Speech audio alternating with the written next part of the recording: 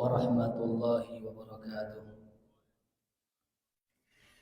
Kita membaca Ummul Quran surat Al-Fatihah. Mudah-mudahan apa yang kita bahas bermanfaat buat kita semua. Allah jadikan ilmu kita ilmu yang menyelamatkan kita di dunia wal akhirah. Mudah-mudahan hadirnya kita di majlis ini tidak pulang melainkan Allah telah bersihkan hati kita. Allah sucikan diri kita dari segala macam penyakit hati dan dosa. Ala hadihin ya Al-Fatihah. أعوذ بالله من الشيطان الرجيم بسم الله الرحمن الرحيم الحمد لله رب العالمين الرحمن الرحيم مالك يوم الدين إياك نعبد وإياك نستعين اهدنا الصراط المستقيم صراط الذين أنعمت عليهم غير المغضوب عليهم ولا الضالين آمين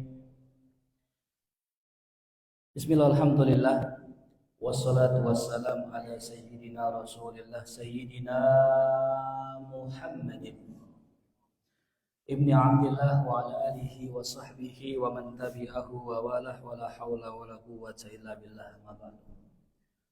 Hadratul Mukarramun, para jamaah, para hadirin yang berbahagia, kita melanjutkan kajian kita.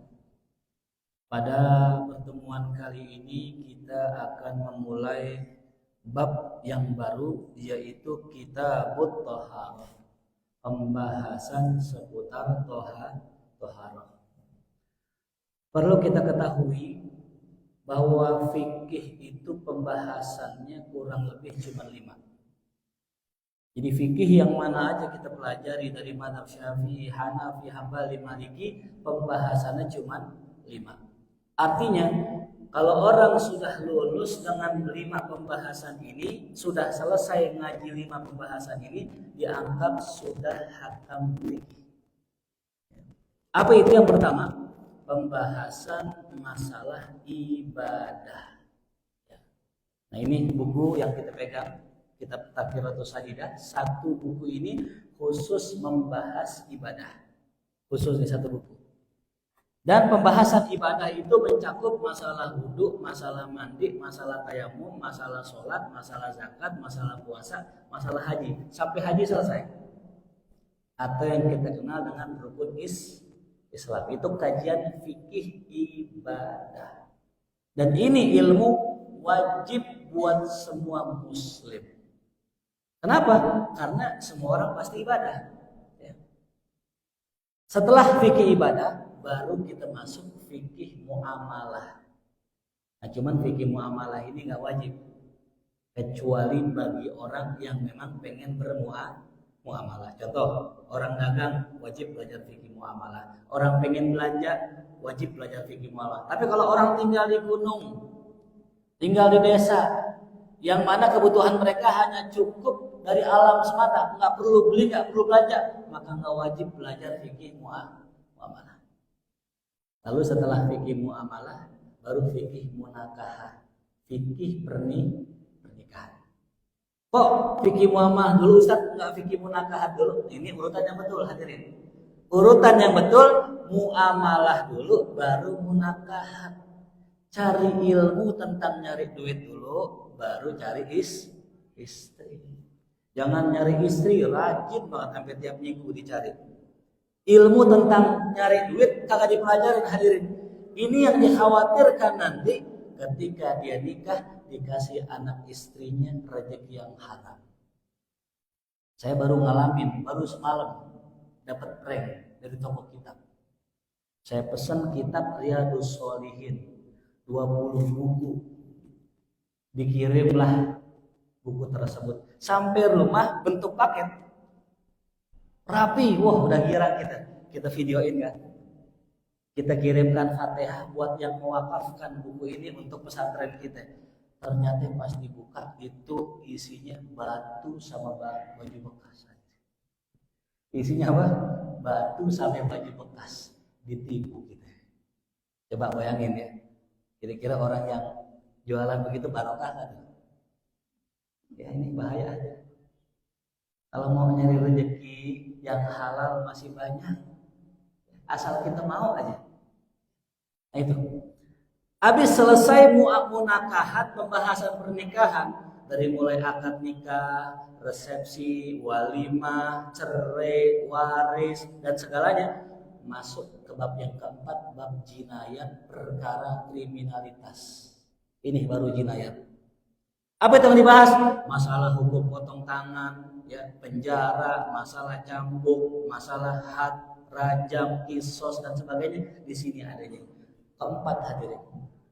Jadi Islam tuh awal-awalnya nggak bicara hukum. Islam itu ibadah dulu. Baru yang terakhir hadirin dibahas tentang jihad. Ini terakhir hadirin. Kita tanya sama guru kita, guru kenapa Islam itu tadi pembahasan fikih itu jihad paling belakangan. Sedangkan yang kita tahu yang namanya Islam itu kan identik dengan apa? Jihad. Kata guru saya, jihad itu adalah opsi terakhir. Ilmu terakhir yang orang kalau belum punya ilmu wudu, ilmu sholat, ilmu muamalah, ilmu nikah, jangan dulu pergi jihad. Kenapa? Bisa bukan mati syahid, mati sang. Maka luar biasa Islam sudah mengatur itu. Ya. Jadi bab jihad itu bab terakhir hadirin. Maka ketika Islam itu berjaya di masa dahulu, itu kerjaannya itu nggak perang terus kan. Tapi mereka berdakwah 4 yang didahulukan tadi. Ya. Nah, inilah pembahasan seputar fikih hanya mencakup 5 hadirin. Nggak kemana-mana insya Allah. Cuma nanti penjabarannya panjang. Nah kita masuk ke pembahasan yang pertama. Yang paling pertama dan paling utama adalah kitabut thaharah, pembahasan tentang masalah bersuci. Ya. Jadi dalam bahasa Arab hadirin pernah kita dengar kalimat an-nazafatu minal iman. Sedangkan dalam kitab ini disebutnya bukan an-nazafah, at-thaharah. Bahkan dalam hadis at-tahur minal iman. Kesucian sebagian dari iman. Nah, menurut pakar hadis, kata at-toha an-nazafah minal iman itu bukan hadis hadirin. Jadi kalau yang sering muncul tuh an-nazafatu minal iman itu kalam ulama bukan hadis. Hadisnya at-tahur syatrul iman. Kesucian adalah separuh dari keimanan. Jadi kalau misalnya kita berbicara masalah kesucian di Islam nomor 1 hadirin. Nggak ada ajaran agama yang membahas tentang masalah kesucian lebih detail dari pembahasan yang dikaji oleh ulama-ulama Islam. Bahkan kalau kita lihat sejarah di zaman Eropa dulu, Islam sudah berkembang. Udah zaman Bani Umayyah, Bani Abbasiyah, Turki, Utsmani. Itu Eropa masih buang hajat di pinggir jalan hadirin. Sampai sekarang masih ada ya. Orang yang buang hajat di pinggir jalan itu orang-orang India hadirin. Coba aja lihat, searching di salah satu kota mereka, nggak semua, salah satunya masih ada yang buang hajat di pinggir jalan. Saya mau tanya kira-kira di kita ada nggak? Insya Allah udah ada. Bahkan di India pemerintahnya memprogramkan siapa yang kencing di WC, buang hajat di WC, bukan bayar, dibayar. Kalau kita bayar nggak? Berapa bayar sekarang? 2.000. Belum kalau berak, bahasanya gitu. Berak 3.000. Saya bilang orang tahu dari mana kita berak apa kencing nih? Kencing 2.000, berak 3.000. Mandi berapa nih? 5.000. Di kita bayar, di India dibayar hadirin. Saking pengennya pemerintah menerapkan aturan buat warganya jangan buang hajat sembarangan. Itu baru tahun-tahun sekarang hadirin. Bayangin Islam 1400 ya, tahun yang lalu sudah mengajarkan bagaimana kebersihan. Bahkan hadirin, kita kalau istinja biasanya kan cuma pakai air ya.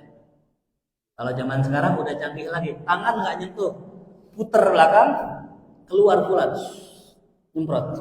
Nah itu sebenarnya teknologi canggih hadirin. Karena yang paling bagus dalam ajaran Islam, tangan jangan sampai menyentuh kotoran sama sekali, kalau bisa. Ya. Kalau kita masih pakai apa nih, semprotan ya, masih nyentuh nggak? Masih. Apalagi kita pakai gayung, masih megang. Tapi kalau sekarang tinggal putar keluar. pas persis di lubangnya. Itu yang paling afdol. Karena kalau kita cebok istinja itu megang kotoran, walaupun kita bersihkan tuh kotoran, masih ada nggak sisanya. Makanya Nabi ngelarang kita kalau kita itu makan dengan apa tuh? Tangan kiri, karena sebersih-bersihnya kotoran, kalau dibersihkan masih ada bakteri-bakteri yang tersisa di tangan kita. Maka Islam 1400 tahun yang lalu sudah membahas nih, cebok yang paling afdol itu bukan pakai air doang hadirin, tapi ada 3 cara dan ketentuan. Yang pertama, cebok menggunakan 3 buah batu. Itu opsi pertama. Ya, yang mana 3 buah batu tadi bisa mengangkat najis. Lebih tingginya cebok menggunakan air. Ini lebih tingginya. Dan memang kebanyakan para sahabat di zaman Rasulullah ceboknya pakai batu hadirin, nggak pakai air. Sampai ada suatu kaum, satu kelompok dipuji sama Allah, dipuji sama Rasulullah. Innallaha yuhibbut tawwabina wa yuhibbul mutatahhirin. Itu ayat turun berkenaan orang yang istinja dengan batu plus tanah, plus air. Dengan batu plus, itu yang paling tinggi hadirin. Kata ulama fikih, kalau orang istinja dengan batu plus air itu yang paling top, paling bagus. Bagaimana kaifiatnya? 3 buah batu kita gunakan untuk mengangkat najis. Ya. Setelah bersih lubang dubur itu dari najis, baru disiram pakai air sehingga tangan kita sama sekali tidak menyentuh najis. Itu yang paling luar biasa. Coba antum cari literatur orang-orang Eropa, nggak nemu hadir. Sampai sekarang masih pakai apa? Pakai tisu. Ya. Antum coba dah buang hajat pakai tisu, sah nggak kira-kira? Buat kita deh, buang hajat pakai tisu kira-kira, ya sah nggak tuh? Masih kurang aja, kayaknya harus tetap pakai apa? Ini Islam. Nah, jadi kesucian yang dibahas di dalam Islam ada 2. Kesucian lahiriah yang disebut dengan nazafah, dan kesucian batiniah yang disebut dengan toharoh. Ya. Jadi toharoh itu hadirin sesuatu yang batin sebenarnya.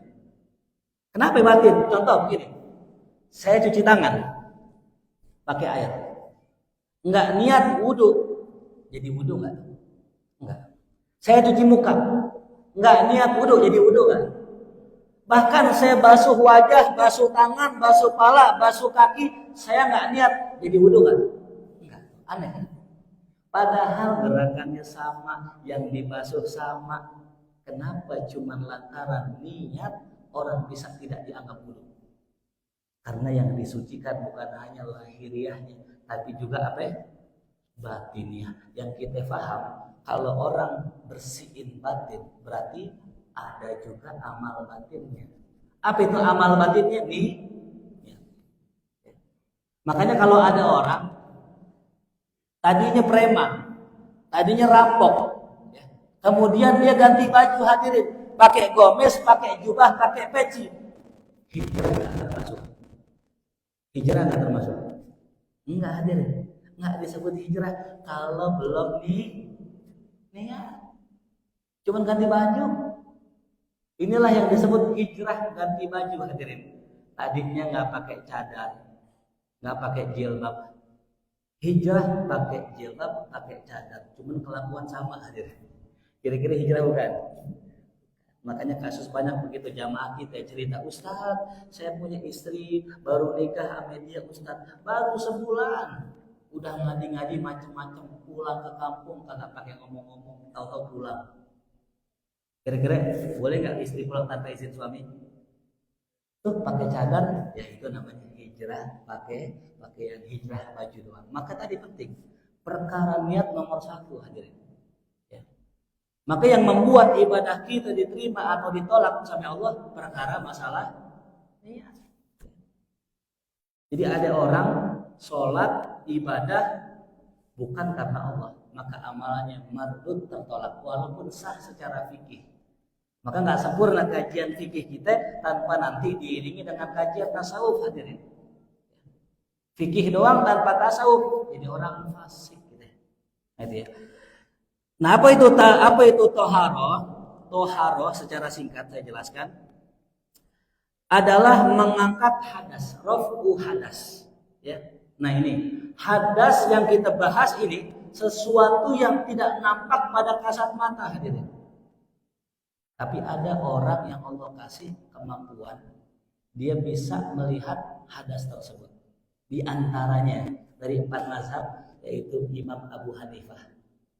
Ini dikisahkan Abu Hanifah ini Allah kasih anugerah mata batinnya kebuka, atau yang disebut dengan kasyaf, melihat apa yang orang lain tidak lihat. Kata baginda Rasul SAW dalam hadisnya, tidaklah seorang mukmin berwudu kemudian dibasuh wajahnya melainkan akan berguguran dosa-dosanya. Tidaklah ia basuh tangannya melainkan akan berguguran dosa-dosanya. Saya mau tanya, kira-kira yang berguguran itu dosa benar apa dosa majazi? Itu hakiki apa majazi? Mungkin menurut kita itu bahasa kiasan aja dari Rasulullah. Kata kita bahasa kiasan. Oh ternyata enggak, hadirin.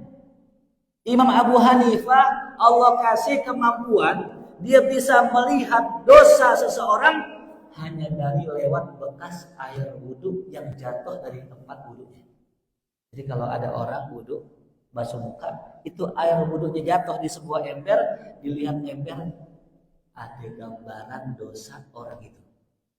Sampai suatu hari ada anak muda wudhu, habis wudhu selesai, dilihat tempat wudhunya, fulan, tobat ente dari zina, ane tahu ente habis zina. Ya. Ternyata air wudhu yang jatuh dari basuhan wudhu kita itu betul-betul membawa rontok dosa-dosa kita, hadirin. Ini yang kita nggak lihat. Makanya beda tadi antara basuhan wudhu dengan basuhan biasa. Walaupun secara gerakan sama, tapi yang rontok beda. Kalau cuci muka yang rontok kotoran, kalau wudhu yang rontok kotoran dan dosa. Itu contohnya. Maka Al-Imam Syafi'i rahimahullahu ta'ala, beliau menerapkan sebuah hukum air yang sudah digunakan bekas berwudu atau bersuci, maka statusnya air musta'mal. Air apa? Suci tapi tidak bisa mensucikan. Apa maksudnya? Kenapa kok begitu? Karena air yang sudah jatuh dari basuhan mandi wajib, basuhan wudu, itu jatuh barang sampai dosa. Gimana mau bersihin dosa? Toh airnya juga mengandung dosa. Imam Syafi'i luar biasa. Ini kita nggak nyampe Pak ini. Mata kita aja belum tahu isi dompet teman kita berapa. Aulia Allah nih. Saya punya buku karangan Sayyidil Walid Al-Habib Abdurrahman bin Ahmad As-Segaf. Mungkin para jamaah tahun 2000-an yang masih ngaji kenal beliau. Ini ulama besar di Jakarta. Dikenal dengan Sayyidil Walid. Rumahnya di tempat. Mungkin kalau pernah ada yang tugas di Bukit Duri, nah itu tahu rumah beliau. Ini wali min auliyaillah. Bahas lagi ngaji, ceritanya lagi ngaji sore. Beliau ngajar, ini yang cerita muridnya langsung ke saya. Beliau lagi ngajar sore-sore, sudah 3 bulan pembahasannya air terus, masalah air. Air wudu, air musta'mal, 3 bulan tak ngaji. Kayak kita kajian 3 bulan air mulu isinya. Jamaah di ujung ngomong pelan-pelan gitu. Udah 3 bulan nih, guru ya Walid bahasnya air terus gitu. Yang ganti kayak yang lain bahasanya air lagi, ngomong pelan. Walid di depan negor. Siapa yang bilang bosan ngaji air mulu? Allah. Itu namanya apa? Kasyaf. Dan kitab ini subhanallah Pak, ini kebetulan saya bawa kebetulan aja. Ini isinya tentang mimpi-mimpi beliau ketemu Rasulullah. Ini udah nggak kehitung nih, segini Pak. Ini baru jilid 1. Malam ini ngimpi ketemu Rasulullah, Rasul begini. Malam ini ngimpi ketemu Syaikhul Qadir Jilani, begini ngimpinya. Malam ini ketemu Imam Haddad, begini ngimpinya. Allah Rabbana. Wali dikatakan kutub, wali kutub di zamannya. Ini Sayyidul Walid, guru kita punya guru. Makanya kita kalau belajar fikih kudu memang betul sama yang punya sanad. Kalau zaman sekarang jangan sembarangan. Nah ini beliau ngebahas saking dalam ilmunya, pembahasan masalah air 3 bulan hadirin. Ya kira-kira setuju gak kalau kita bahas sampai 3 bulan ya? Ya maaf protes air mulu, Ustaz, banjir di Jakarta ya masalah air. Makanya pengajian kita di masjid-masjid kebanyakan di Jakarta, kan kalau Jakarta beda sama Jawa. Kalau di Jawa kebanyakan pesantren yang ngaji santri, makanya pengajian hatam-hatam terus. Kalau di Jakarta yang ngaji masyarakat, yang ntar ngaji besok kagak, besok ngaji, ntar lagi giliran dagangan rame kagak ngaji, giliran dagangan sepi ngaji, giliran banyak tugas kagak ngaji. Begitu orang Jakarta, maka pengajiannya banyak yang sering bubar, buka baru setahun, liburnya 4. Lah kita ngaji bahas masalah air, habis rapi keluar masalah air setahun. Ustaz mohon maaf, jamaahnya lagi pada sibuk, pada dinas di luar kota, kita libur dulu ya, libur. Ntar mau mulai lagi, Ustaz kayaknya mulai bab air lagi dah Ustaz. Airnya mulai lagi bab air lagi, kagak hatam-hatam fikih hadirin. Makanya Jakarta banjir mulu, kenapa? Tiap minggu pembahasannya masalah apa tuh? Air, banjir. Muka gak kelar tuh Jakarta banjir itu. Nah ini yang pertama, toharoh adalah mengangkat hadas. Atau disebut toharoh adalah izalatu najis, menghilangkan najis. Ya. Selain mengangkat hadas besar maupun kecil, toharoh juga nama sebutan untuk istilah orang mengangkat najis. Contoh, kita lagi jalan, udah wudhu nih, nginjek tai kucing, batal nggak hadir? Nggak batal. Kenapa nggak batal? Karena menginjak kotoran atau menyentuh kotoran bukan perkara yang dapat membatalkan wudhu. Tapi sebagian orang masih menganggap apa? Batal. Bahkan jangan jauh-jauh dah. Kita sudah wudhu, lagi puasa nih, pengen buka puasa, azan, makan minum. Ada nggak yang menganggap sekarang makan minum batal wudhu? Masih ada nggak? Masih. Padahal makan minum tidak membatalkan wudhu, kecuali makan disuapin sama istri. Nah itu batal. Pakai tangan lagi gitu ya. Pakai tangan, tersentuh tangan istri ke mulut suami, batal. Jelas ada. Ustaz bagaimana kalau istrinya istri orang? Nah lebih batal lagi. Udah batal dosa lagi. Makanya baik-baik ya saya bilang sama para jamaah, ya, kalau nyari bini ini buat para duda, jangan janda sebelah, jangan. Ya, sebelah doang hadirin. Jangan mau ya nikah sama janda apa? Janda sebelah. Janda utuh, cari janda apa tuh? Utuh, jangan janda apa tuh? Sebelah ya. Dan nggak ngantuk, hadirin yang belakang udah pulas banget itu ya. Kalau lagi ngaji, terus jamaah tidur jangan dibangunin. Takutnya lagi mimpi ketemu Rasul. Oh, itu biarin aja tidur nggak apa-apa ya. Bangun-bangun asar nanti insyaallah. Yang ketiga, ya, menghilang apa tadi? Toharoh menurut syariat adalah ya ma fi makna izalatin najas, ya, yaitu apa-apa yang semana dengan menghilangkan najis, ya. Jadi kita jelaskan dulu gini. Toharoh yang pertama ngilangin mengangkat hadas. Yang mengangkat hadas 2, mandi sama wudhu. Kalau mandi mengangkat hadas besar, kalau wudhu mengangkat hadas kecil. Makanya kalau orang sudah mandi wajib tidak perlu wudhu. Tapi dengan syarat hadirin. Caranya betul. Ini kita kalau mau mandi wajib. Yang pertama, kalau bisa hilangkan dulu hadas kemaluan depan belakang. Jadi kita ambil air mutlak, kita siram depan belakang. Nah, kalau sudah siram depan belakang dengan niat mengangkat hadas besarnya, baru niat sekali lagi, niat mandi secara keseluruhan. Mengalirkan air dari ujung pala sampai ujung kaki tanpa menyentuh dengan syarat teraliri sudah sah. Makanya kalau paling enak kalau mandi wajib di mana? Kolam renang. Kalau ada. Masalahnya kagak ada ya. Adanya water park, itu banjir. Caranya gimana? Kolam renang, ya, masuk nyelam, nawaitul ghusla li raf'il hadasil akbar. Keluar bisa langsung sholat tuh Pak. Dengan syarat udah pakai sarung, rapi. Jadi kalau masih pakai kolor nggak bisa langsung pakai baju dulu. Ini bisa sholat asal nggak kedinginan nggak apa-apa.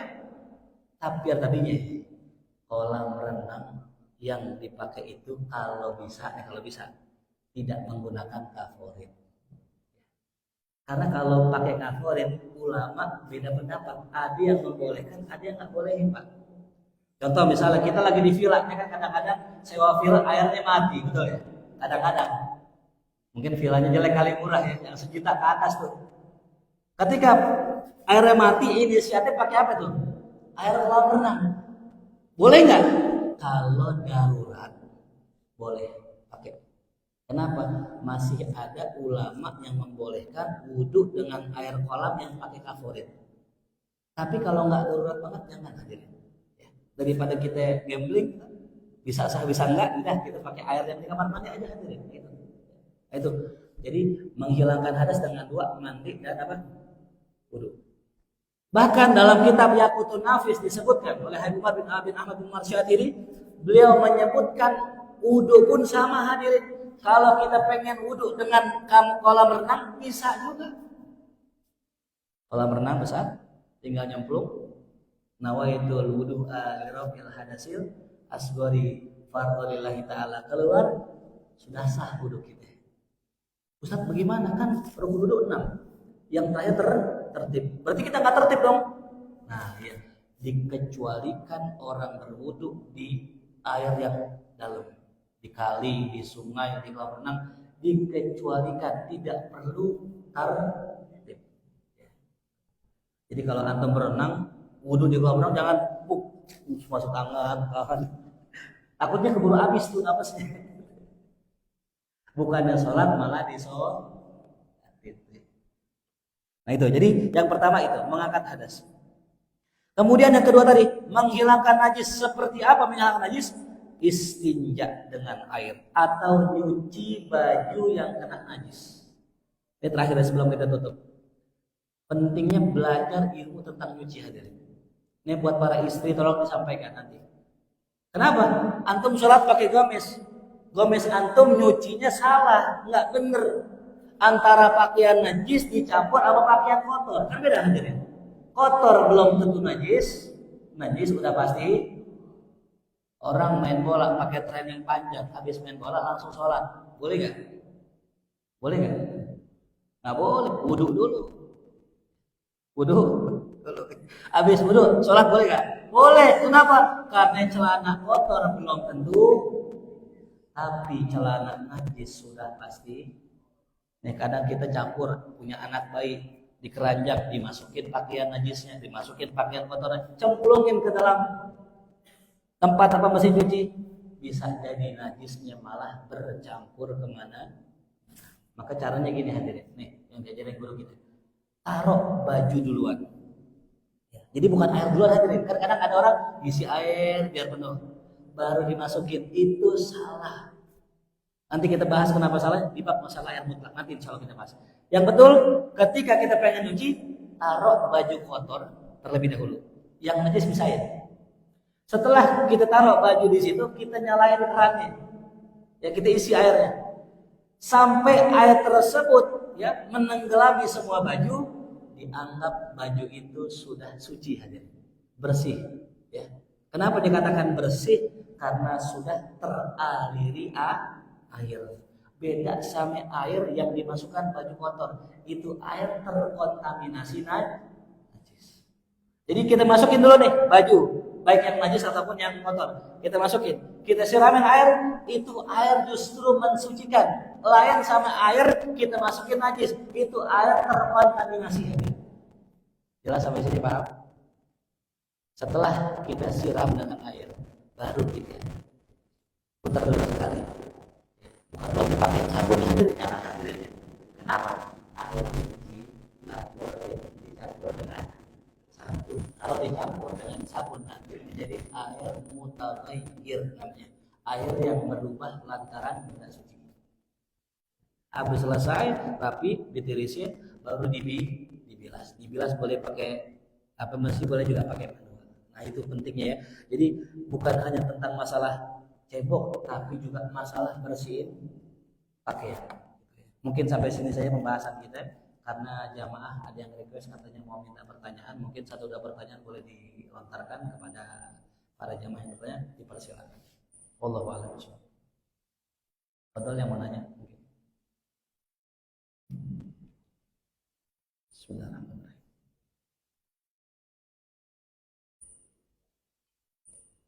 Baik, monggo. Waalaikumsalam warahmatullahi wabarakatuh. Sebentar pakai mikrofon biar kedengaran.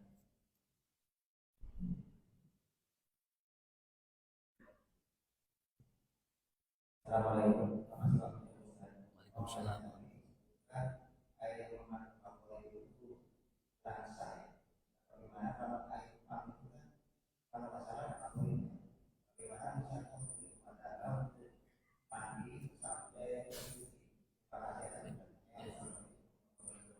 Waalaikumsalam warahmatullahi wabarakatuh. Satu pertanyaannya sangat bagus. Jadi begini, beda antara air kaforit dengan air suci yang kena kaforit ya. Yang tidak boleh air kaforit mutlak kaforit semua. Makanya tadi kolam renang, saya mau tanya, kolam renang itu air yang dipakai kaforit apa air kaforit semua? Air yang dipakaikan kaforit. Berarti air bukan itu. Air sama dengan air pump ya. Air pump itu adalah air yang dipakai kaforit. Maka ya sebagian ulama membolehkan ya tadi ya bersuci dengan air kolam renang walaupun ada kaforitnya karena airnya lebih banyak daripada kaforitnya ya. Jadi boleh-boleh aja, sah-sah aja ya. Allahu a'lam. Tambah lagi mungkin satu lagi.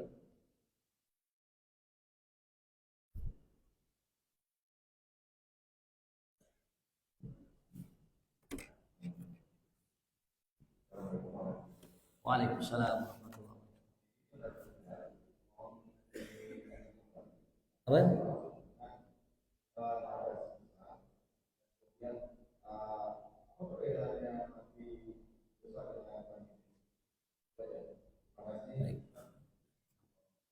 Waalaikumsalam warahmatullahi wabarakatuh. Hadas besar dan hadas kecil kesamaannya sama-sama maknawi, tak terlihat. Orang belum wudhu hadas kecil, orang belum mandi junub hadas besar. Kesamaannya sama-sama orang nggak tahu. Jadi kalau ada orang masih punya junub besar, kita tahu nggak? Enggak. Orang belum wudhu kita tahu nggak? Enggak.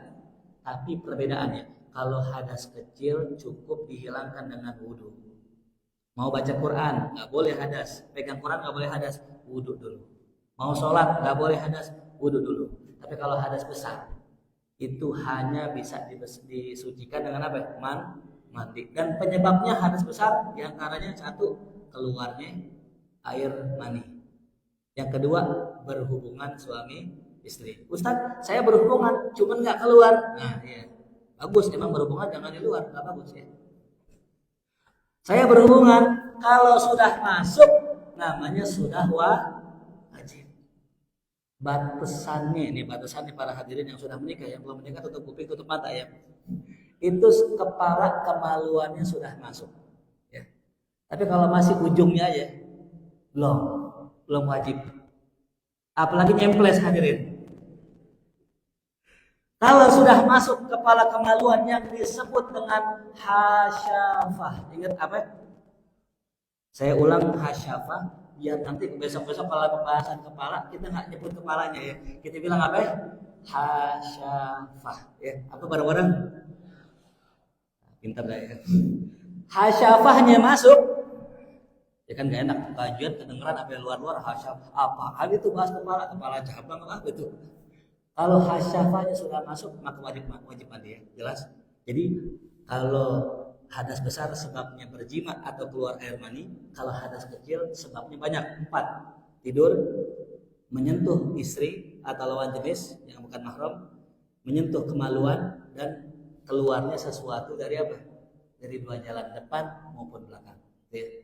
Jadi 4 sebab hadas kecil, 2 sebab hadas besar. Itu buat laki-laki ya. Kalau buat perempuan nanti ada yang namanya apa? Head. Nah, bedanya apa mandi besar dengan mandi junub? Ya, apakah disebut mandi besar kalau nyiramnya kecil-kecil begitu ya? Itu istilahnya mandi besar sama mandi junub dua-duanya sama. Ya, sama. Beda istilah doang. Ya. Mandi junub, mandi besar sama, nggak ada bedanya ya. Beda cuma istilahnya aja. Wallahu a'lam. Asal tercakap pertanyaannya. Mungkin bisa dikasih hadiah, mungkin nanti pengurus nggak bercanda ya. Baik, ada lagi satu lagi yang mau nanya, mumpung ada pembahasan masalah ini. Baik.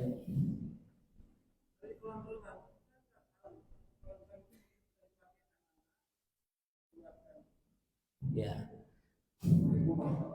Waalaikumsalam warahmatullahi wabarakatuh.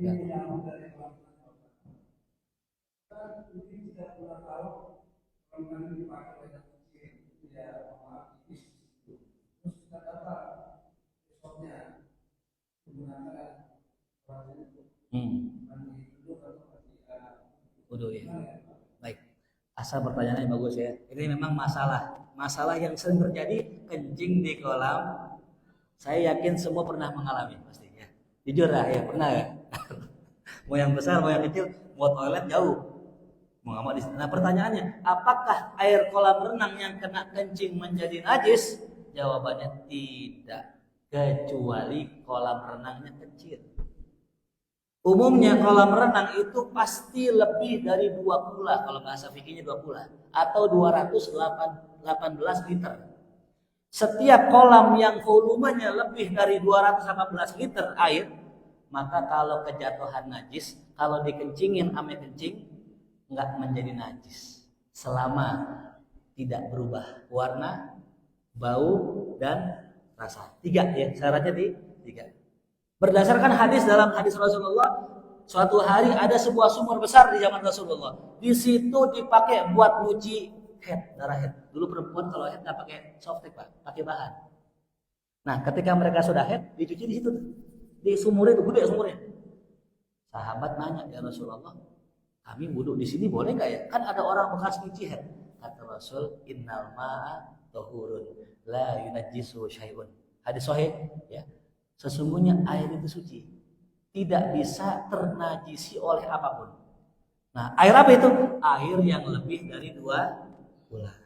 Kalau pernah kira-kira lebih nggak dari 2 bulan? Kalau pas kita pengen wudhu, kita cium, kayak kencing nih, gitu. Kuning nih, kuning. Kita pegang kok, baunya kayak kencing. 3 berarti ya tadi, dilihat, dicium, dicobain. Nggak perlu ya. Cukup 2. Kalau kira-kira udah 2 ketemu, kayaknya sih udah cocok, udah nggak usah lagi kita coba. Ada orang lagi pengen apa ya? Lempar jumroh, kan disuruh ngumpulin apa itu? Batu. Dilihat nih, kayak batu, cuman apa tai onta ya. Syarat ketiga, ya, cuman 2 cukup dilihat kayaknya tai onta. Masa sih tai onta? Kita cium bener kayaknya tai onta. Cukup sampai situ, nggak perlu apa. Jadi kalau ada air kolam, perasaan kita nih bau kencing, udah jangan di situ. Berarti ini udah terkontaminasi. Tapi biasanya kalau kencing di sini, di sono enggak, betul? Jelas ya. Jadi sah-sah saja berwudu mandi di kolam yang terkena kencing dengan syarat tidak berubah warna, bau, dan rasanya. Ya. Sekali-kali kita mengadakan ini, ngetes gitu ya. Ini satu kelompok 20 orang suruh kencing bareng-bareng di situ. Kira-kira berubah nggak? Soalnya kalau satu nggak berubah, itu pernah terbukti itu. Ada anak kecil kencing di situ, tapi nggak berubah air. Mungkin kalau 20 orang yang kencing berubah nggak tuh? Itu buat ngetes doang gitu. Selama ini nggak, ya inilah kebenaran sabda Rasulullah. Rasul mengatakan air kalau banyak nggak bisa jadi najis. Itu kata Rasulullah dan ternyata terbukti benar. Kolam renang sampai sekarang meskipun kita nggak tahu yang kencing siapa, tapi nggak ada yang pernah ngerasa minum air semua merasa itu air yang suci gitu ya. Allahu a'lam. Insya Allah kita lanjutkan lagi kajian kita pada pekan yang akan datang. Besok minggu depan langsung ngaji lagi insya Allah ya. Kita baca surat Al-Fatihah, mudah-mudahan yang hadir Allah berikan keberkahan, Allah berikan keselamatan, yang sedang punya hutang Allah salurkan segala hutang-hutangnya, yang punya hajat Allah tunaikan segala hajat-hajatnya, yang belum punya keturunan Allah kasih anak-anak yang soleh-soleha, yang belum punya pasangan Allah kasih pasangan yang soleh-soleha. Ala hadhihi Al-Fatihah. A'udzu billahi minasyaitonir rajim. Bismillahirrahmanirrahim. Alhamdulillahirabbil alamin arrahmanir rahim maliki yaumiddin. إياك نعبد وإياك نستعين اهدنا الصراط المستقيم صراط الذين أنعمت عليهم غير المغضوب عليهم ولا الضالين من الله بحق الفاتحة سر الفاتحة كرامة الفاتحة افتح لنا أبواب الخير واختمنا بالخير واجعلنا وذرياتنا والحاضرين من أهل الخير اللهم انفعنا بما علمتنا وعلمنا ما ينفعنا وارزقنا علوما تنفعنا في الدين والدنيا والآخرة ربنا آتنا في الدنيا حسنة وفي الآخرة حسنة وقنا عذاب النار وأدخلنا جنة مع الأبرار يا عزيز يا غفار يا رب العالمين وصلى ala sayyidina Muhammadin wa alihi wasallam. Alhamdulillahirabbil alamin. Terima kasih, mohon maaf semua. Assalamualaikum warahmatullahi wabarakatuh.